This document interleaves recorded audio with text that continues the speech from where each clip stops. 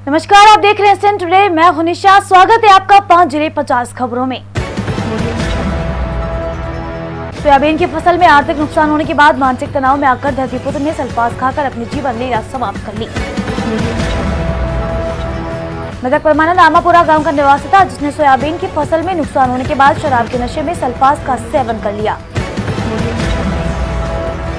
अचेतावस्था में किसान को अस्पताल में लेकर पहुंचे, जहां एम्स अस्पताल में रेफर कर दिया गया। परमानंद ने इलाज के दौरान दम तोड़ दिया।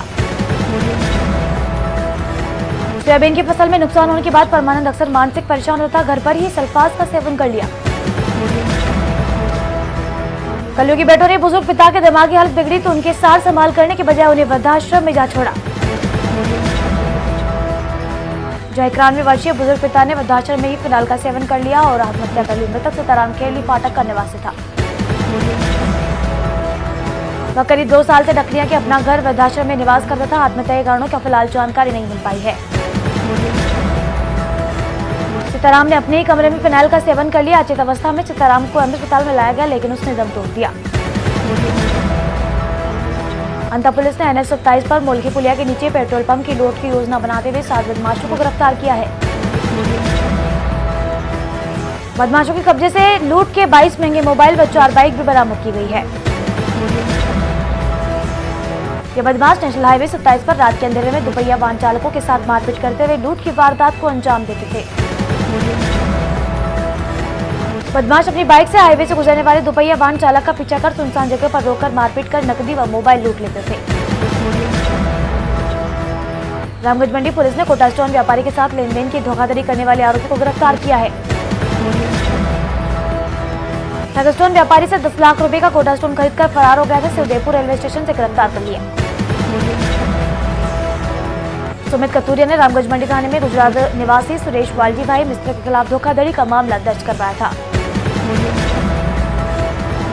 कोटा में एक महिला बैंक कर्मी से सरे बाजार 1 लाख रुपए की लूट की वारदात के बारे में बदमाशों का सुराग नहीं लग पाया। 5 दिन पहले शाम को भरे बाजार में एक्टिवा पर जा रही महिला बैंक कर्मचारी का पर्स अज्ञात बाइक सवार बदमाशों ने छीन लिया था। पूर्व मंत्री व भाजपा विधायक किरण माहेश्वरी कोटा पहुंची, जहां उन्होंने सहकार पुरुष श्री कृष्ण बिरला के निधन पर अपनी संवेदनाएं प्रकट की। राजसमंद विधायक माहेश्वरी बिरलावास पर पहुंची, जहां स्पीकर बिरला व उनके परिवार से मिलकर शोक संतप्त परिवार को ढांढस बंधाया। पूर्व प्रदेशाध्यक्ष अशोक परवड़ा में भी लोकसभा अध्यक्ष ओम बिरला के आवास पर पहुंचे, जहां परिवार के प्रति शोक संवेदना प्रकट की। चिचट कस्बे के तकली बांध से अवैध बजरी का खनन किया जा रहा है। सूचना पर रामगंज मंडी पुलिस ट्रैक्टर ट्रॉली को चालक से जब्त कर लिया। मरना टोल नाके पर एक लग्जरी कार में आग लगी। इससे कुछ देर के लिए अफरा तफरी मची। बाद में टोल कार्मिकों के द्वारा जवानों ने आग पर काबू पाया।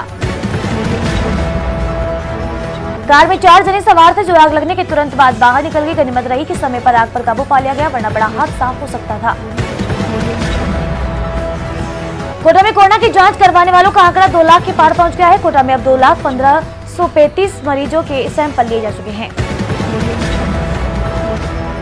जयपुर जोधपुर के बाद तीसरे स्थान पर है। इनमें से 9,385 मरीजों की जांच पॉजिटिव आ चुकी है, तो मरने वालों का आंकड़ा 105 पर पहुंच गया है।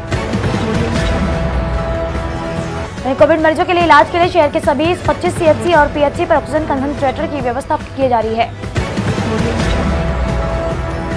अधिक जरूरी होने पर मरीजों को नए अस्पताल में रेफर किया जाएगा। इसके अलावा CHC पर 10 बेड व PHC पर 5 बेड भी कोविड मरीजों के लिए निर्धारित किए जाएंगे। बड़ी CHC को विशेष कोविड केयर सेंटर बनाकर अधिक सुविधाएं विकसित की जा रही है। यहाँ 20 बेड कोविड रोगियों के लिए निर्धारित किए जाएंगे। अटरू में गरीबों के गेहूं पर डाका डालने वाले 138 सरकारी कर्मचारियों से 18,73,925 रुपए की वसूली की गई है। अटरू क्षेत्र में 48,000 परमिटधारी परिवार खाद्य सुरक्षा से जुड़े हुए हैं और इनमें 228 सरकारी कर्मचारियों को वसूली के नोटिस जारी किए गए हैं। गोली के बेंडोली गांव में सिवायचक भूमि पर अवैध खनन पर SDM राजेश मीणा ने संज्ञान लेते हुए कार्रवाई को अंजाम दिया और 2 LNT, 2 डंपर व 1 JCB मशीन जब्त की। खननकर्ता ने पंचायत से कोई NOC भी नहीं ली थी। यहाँ हाईवे निर्माण कंपनी द्वारा अवैध रूप से भारी मात्रा में मिट्टी ले जाई जा रही थी।